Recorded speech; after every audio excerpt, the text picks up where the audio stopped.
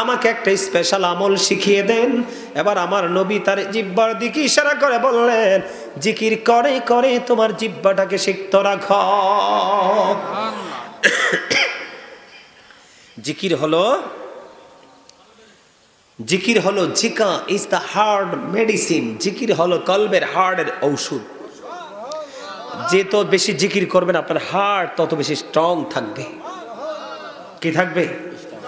আপনার হার্ট তত। যিকুরুল্লাহ যিকরান কাসীরা ওয়াসাব্বিহুহু বুকরাতাও ওয়াসীলা। আল্লাহ রাব্বুল আলামিন বলে দিয়েছে, ইমানদারেরা বেশি বেশি করে তোমরা আল্লাহর জিকির করো, সকাল টু সন্ধ্যা আল্লাহর পবিত্রতা ঘোষণা করো। ওমা কথা কয় না।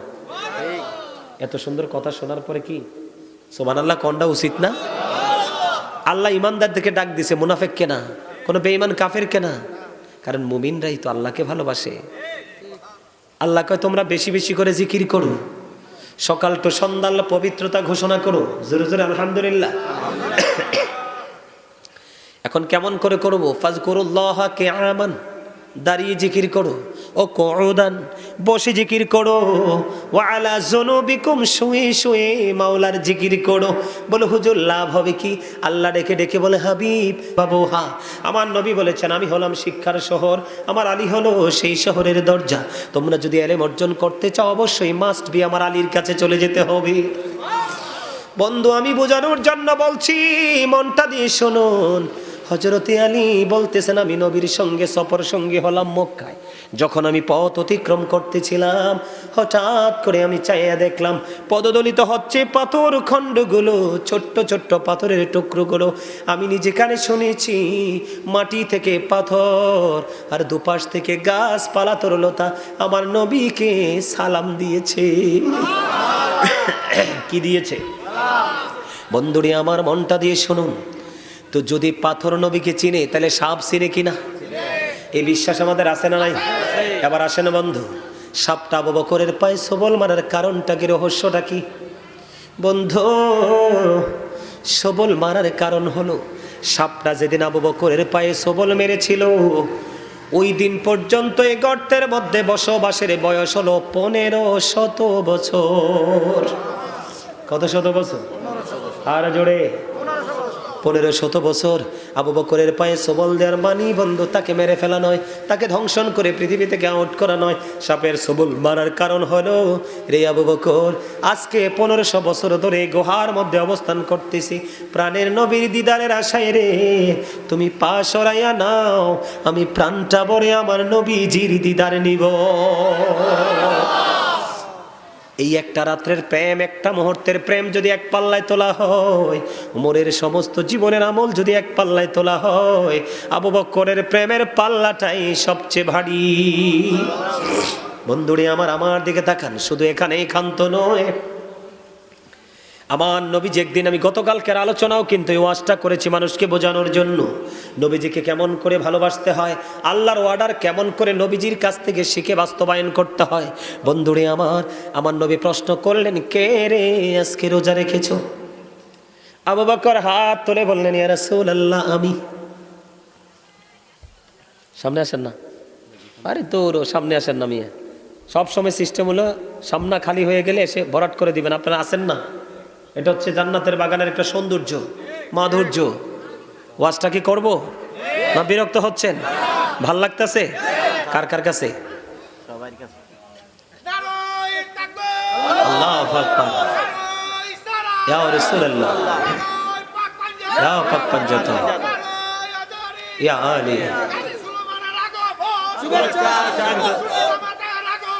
শুভেচ্ছা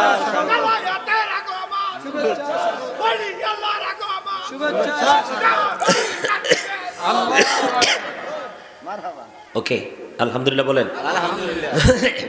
দেখেন প্রেম বোঝাচ্ছি আপনাদেরকে, প্রেম।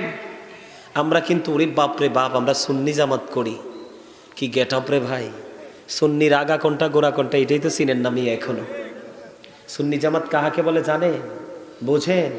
শুধু মাথায় টুপি দিলে, দাড়ি রাখলে, পাগড়ি পরলে আর শুধু মিলাদে অ্যাটেন্ড করলে সুন্নি জামাত নয়। সুন্নি আহলে সুন্নাত ওয়াল জামাত ওটাকে বলা হয় যেটা ফরজ বলেন, ওয়াজিব বলেন, সুন্নত বলেন, রাসূলের জীবনের শুরু থেকে শেষ পর্যন্ত আমাদেরকে যেই সিস্টেমে শিক্ষা দিয়েছেন সেই শিক্ষাটাকে শিখে বাস্তবে বাস্তবায়ন করার নাম হলো সুন্নি জামাত।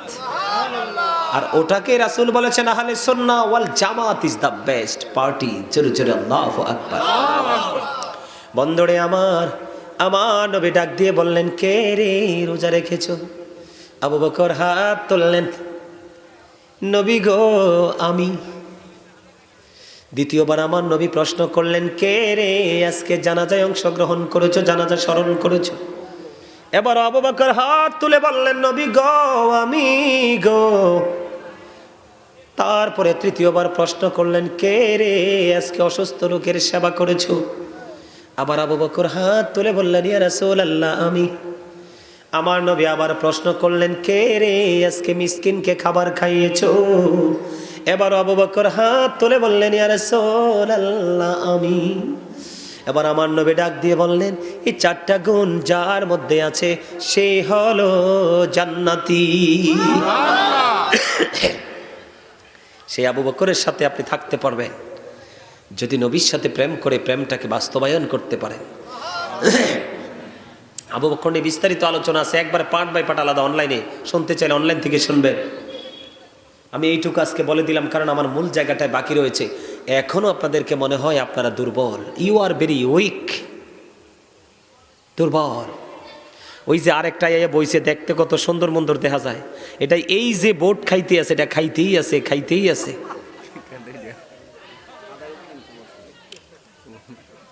আপনারা হাসি দিচ্ছেন না? এই হাসি মানেই হলো এক্সট্রা ফিলিংস, ঠিক না? তার মানে ওয়াজ শুনতে শুনতে যখন দেখবেন একটু দুর্বল হয়ে আসছেন, তখন একটু হাসি টাসি দিলে, হাতটাত নাড়াটাড়া দিলে আবার কিন্তু ফিলিংসটা ফিরে আসে, ঠিক না বলেন? রিটার্ন আবার সেটা ব্যাক করে, ঠিক না? হ্যাঁ, বল কইছি? এবার আসেন বন্ধু, আমি আমার মূল জায়গা তো যাইতে পারতেছি না। আপনাদের দুর্বলতা দেখে কোন দিক নিয়ে আলোচনা করব? দুরুদ নিয়ে মোটামুটি একটু বলেছি, পারলে আরো বলতাম। তবে মনে রাখবেন, দুরুদ is the most excellent prayer Muslim religion. ধর্মাবলম্বীদের জন্য গুরুত্বপূর্ণ এক মহা ইবাদত হলো নবীর প্রেমের দুরুদ। কারণ যেই দুরুদ না পড়লে নামাজও কবুল হয় সেই দুরুদ কি ছাড়া যাবে? যাবে? যাবে না। বন্ধুরে আমার দিকে তাকান। এবার আমি একটুখানি জিকির নিয়ে আলোচনা করব, কারণ আমি আজকে ওয়াজের হেডলাইন দিয়েছি, আর তুই খাস না সুবহানাল্লাহ সময় কইছে আর কি, খা খা। এটা নিলে একটু পরে কি হয়ে যাবো, এগুলো উদাই যাবো, মানে বেদ হয়ে যাবো, তুই খাইয়ে মজা পাবি না ভাই, তুই খা খা খা। আমি যখন সুবহানাল্লাহ বলবো ফাঁক দিয়ে একটু বললে দিও, তাইলে হইব, ঠিক না বেঠে? আরে আরো জোরে। এই দোষ কিন্তু বাচ্চাদের নয়, সে তার বয়স কিন্তু বেশি হয়নি। এই দোষ কার জানেন? বাবা মার। কার? এই এটা তো আমার আর ওর পার্সোনাল ম্যাটার, ওর চেহারা দেখার দরকার নাই তো আপনাদের।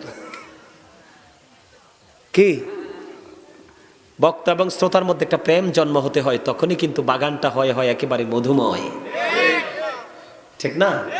আমার থাকতে হবে আপনাদের প্রতি ভালোবাসা, আর আপনাদেরও থাকতে হবে আমার কথার প্রতি যথেষ্ট আগ্রহ এবং ভালোবাসা। তখনই কিন্তু বাগানটা হয়ে যাবে পরিপূর্ণ একটা নিয়ামত।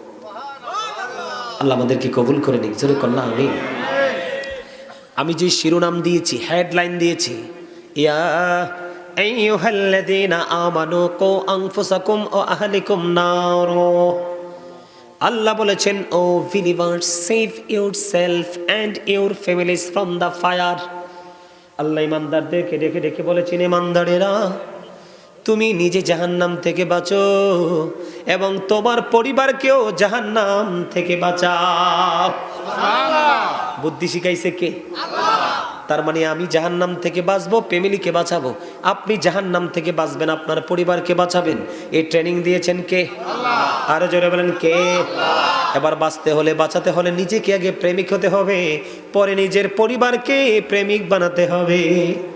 আজকে আপনাদের এই সমাজের প্রত্যেকটা যুবক মাহফিলে আসতো, তারা আসতে পারেনি কারণ এই জায়গাটার কদরটা তারা বোঝে না, কারণ তাদের জীবনটাই চলে যায় সকাল টু সন্ধ্যা,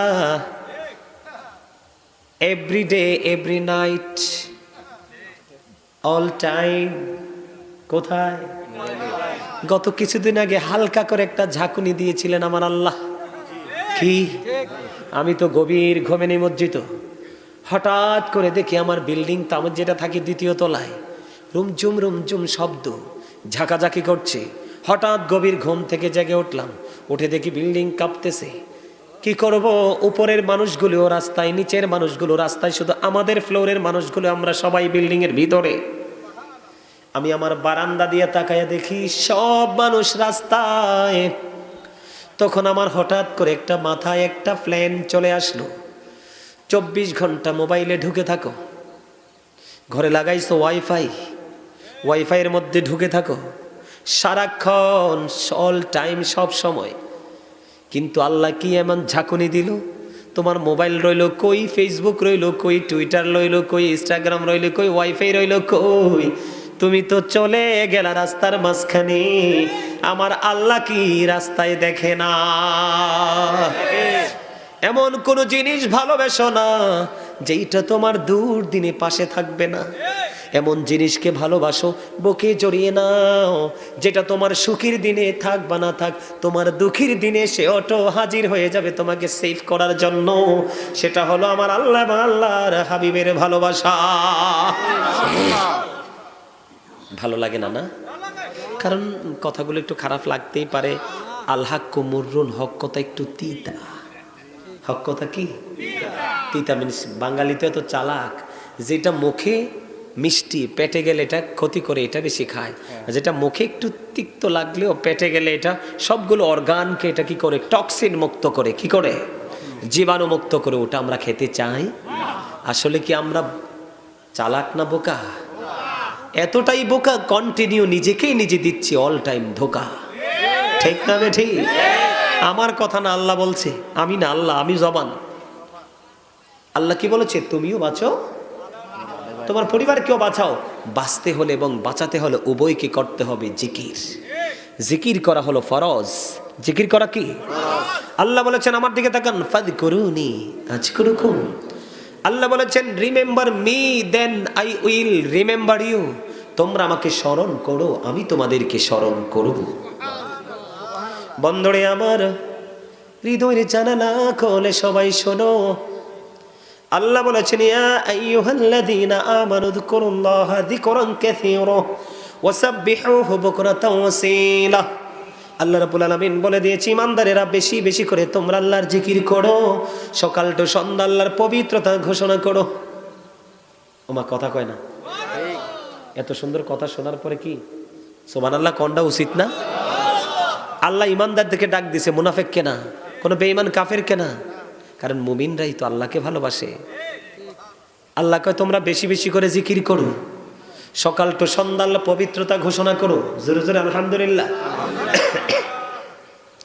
এখন কেমন করে করব? ফাযকুরুল্লাহা কিয়ামান, দাঁড়িয়ে জিকির করো, ও কুউদান, বসে জিকির করো, ওয়া আলা যুনুবিকুম, শুয়ে শুয়ে মাওলার জিকির করো। বলে হুজুর লাভ হবে কি?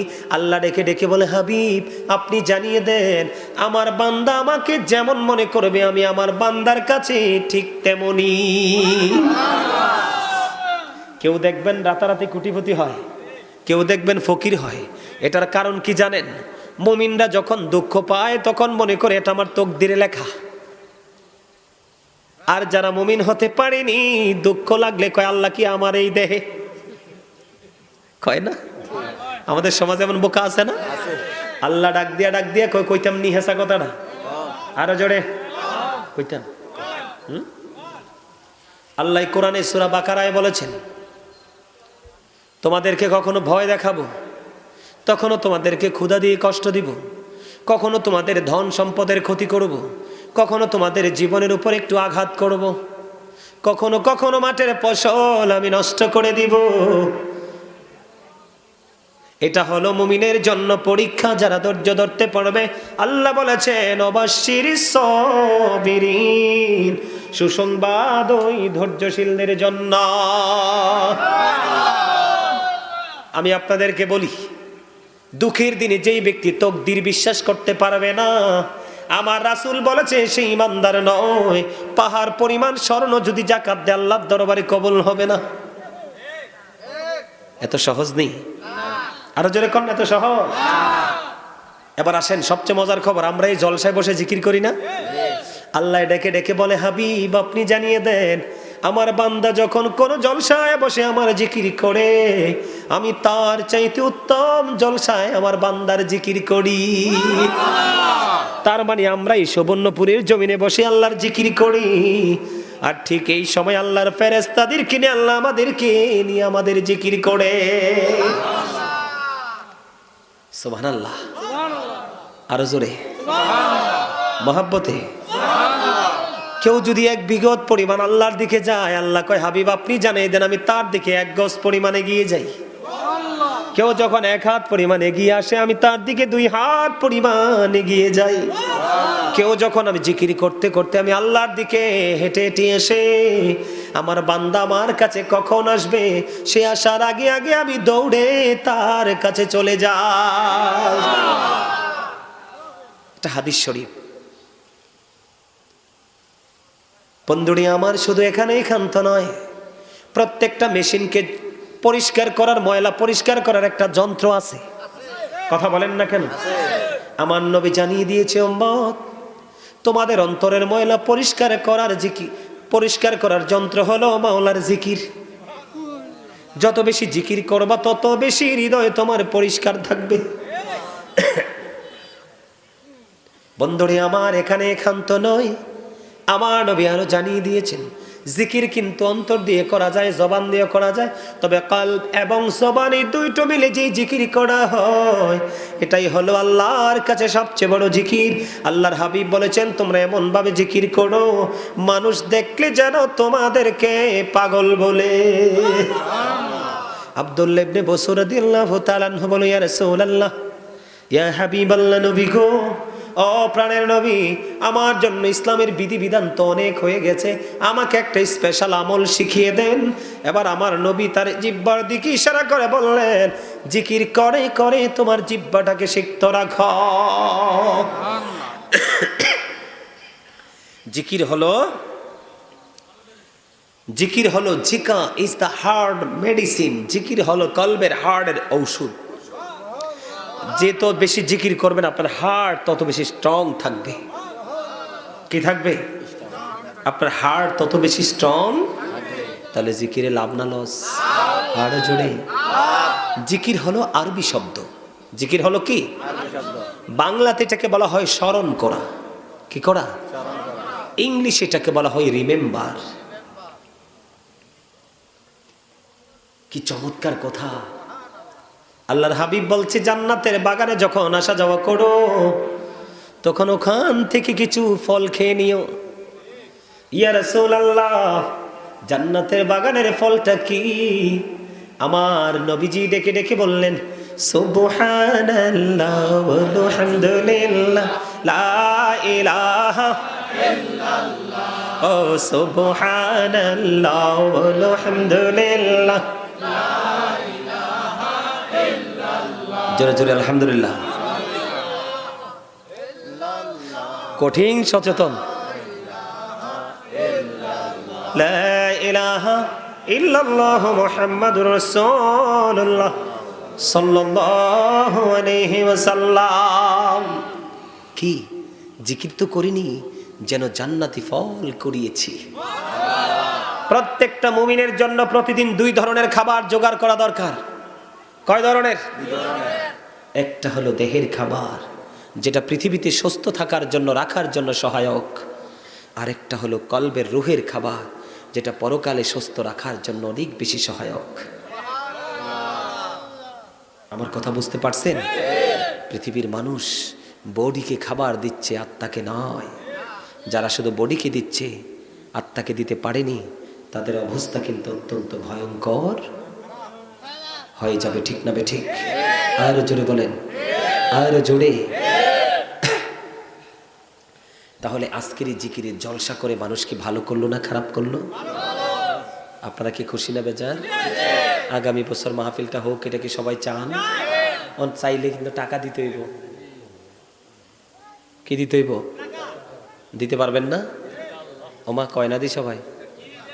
ইমানদার হইতে হইলে, মুমিন হইতে হইলে, এদিকে তাকান, ইমানদার হইতে হইলে, মুমিন হইতে হইলে শুধু গায়েবকে বিশ্বাস রাখলেই চলবে না, নামাজ পড়লেও চলবে না। আল্লাহ বলেছেন, আল্লাযীনা ইউমিনুনা বিল গায়বি ওয়া ইউকিমুনাস সালাতা ওয়া মিম্মা রাযাকনাহুম ইউনফিকুন। আল্লাহ বলেছেন সাবধানে ওরাই যারা অদৃশ্যে বিশ্বাস রাখে, সালাত কায়েম করে এবং আমি যা দৌলত দিয়েছি তা থেকে যারা দান করে, তা থেকে যারা কি করে। আপনারা কি দান করতে রাজি? সবাই ঘরবাড়ি বিক্রি করে দিতে হবে না, আপনার কাছে সব কিছু রেখে যেটা থাকে আল্লাহর ঘরের জন্য কি দিছে।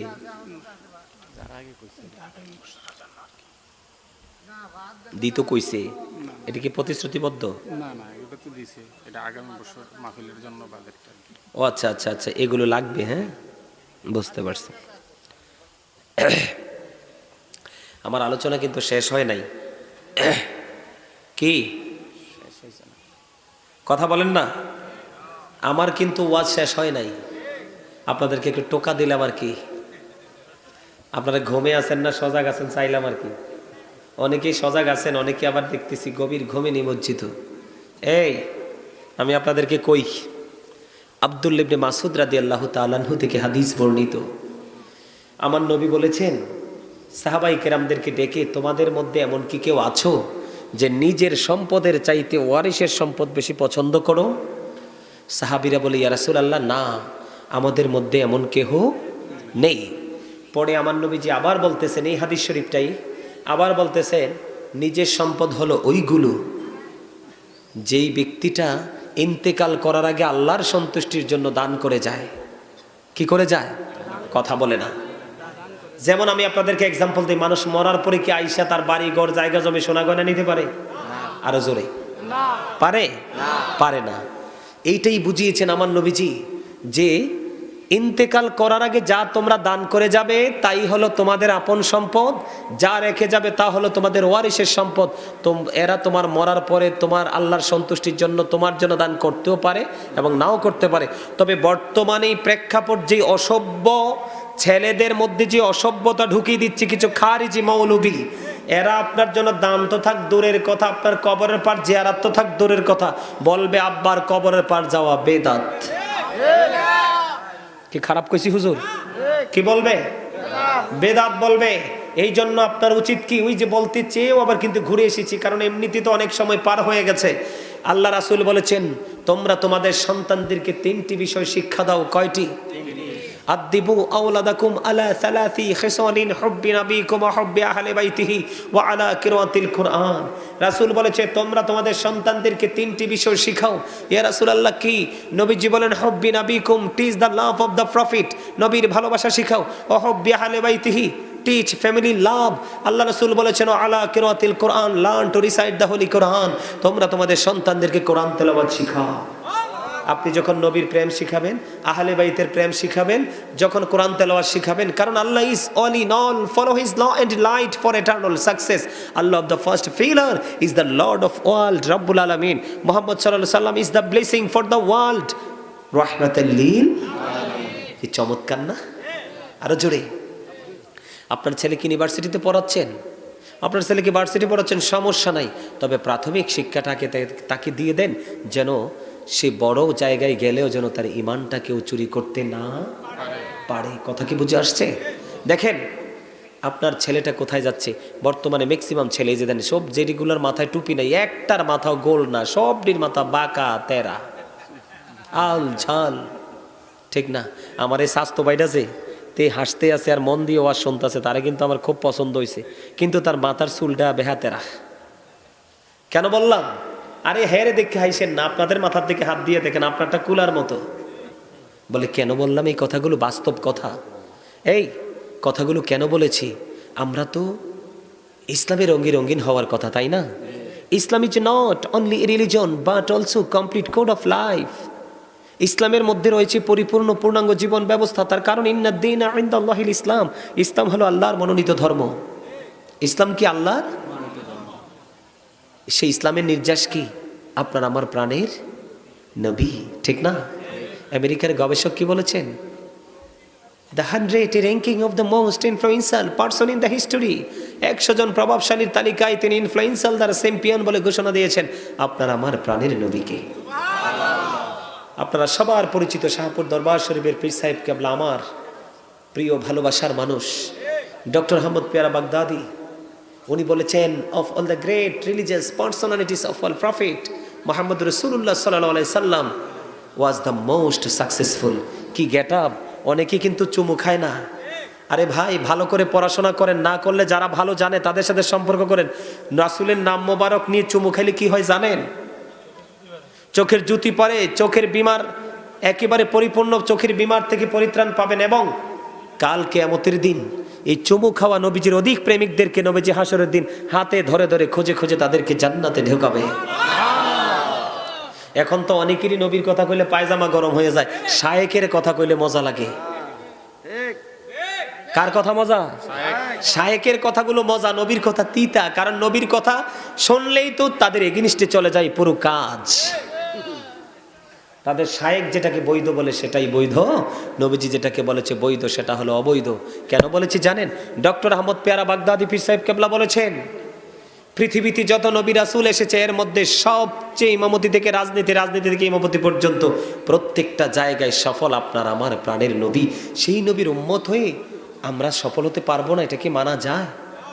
কথা বলেন না, মানা যায়? সফল হতে হলে সফল ব্যক্তিদের সাথে যুক্ত হতে হবে। বেঈমান কাফিরকে ফলো করা যাবে না, কারণ চুল কাটা এটাও রাসূলের একটা সুন্নাহ। এটা কি একটা সুন্নাহ। এখানেও কিন্তু একটা চুল কাটার সিস্টেম আছে, কন্ডিশন আছে, আমরা কিন্তু সেটা করছি না। বাবা মাও কিন্তু সেটার দিকে তাকাচ্ছে না। ম্যাক্সিমাম ছেলেদের প্যান্টাল, এই শার্টটা আলগি দিয়ে দেখেন, তার ম্যাক্সিমাম যুবক ছেলেদের প্যান্টটা নাবির নিচে একেবারে। লিবাসুত তাকওয়া যালিকা খায়র। আল্লাহ বলেছেন ইমানদার পুরুষের জন্য ফরজ পোশাক হলো উপর দিয়ে নাভি বরাবর, নিচে দিয়ে টাকনোর উপরে। এখন উপর দিয়েও নাভির নিচে, নিচে দিয়েও টাকনোর নিচে। আল্লাহি, হাদিস শরীফ নিজের চোখে পড়েছি, নিজের চোখে দেখেছি। আল্লাহ রাসূল বলেছেন, যারা ইচ্ছে করে অহংকার করে নাভির নিচে ঝুলিয়ে, লুঙ্গি হোক, প্যান্ট হোক, পায়জামা হোক, ট্রাউজার হোক, নাভির নিচে ঝুলিয়ে পড়বে, নিচে দিয়ে টাকনো নিচে ঝুলিয়ে রাখবে। আল্লাহ রাসূলের প্র্যাকটিক্যাল, আমি সেই দিকে আলোচনা করবো না, অনলাইনে বেশ বিস্তারিত আলোচনা করা আছে। সম্মানিত উপস্থিতি, আল্লাহ রাসূল বলেছে তার নামাজ পর্যন্ত কবুল হবে না। এবং বুখারী শরীফের মধ্যে এসেছে এই পোশাক তাকে জাহান্নামে নিয়ে যাবে। জোরে জোরে কর নাউজুবিল্লাহ।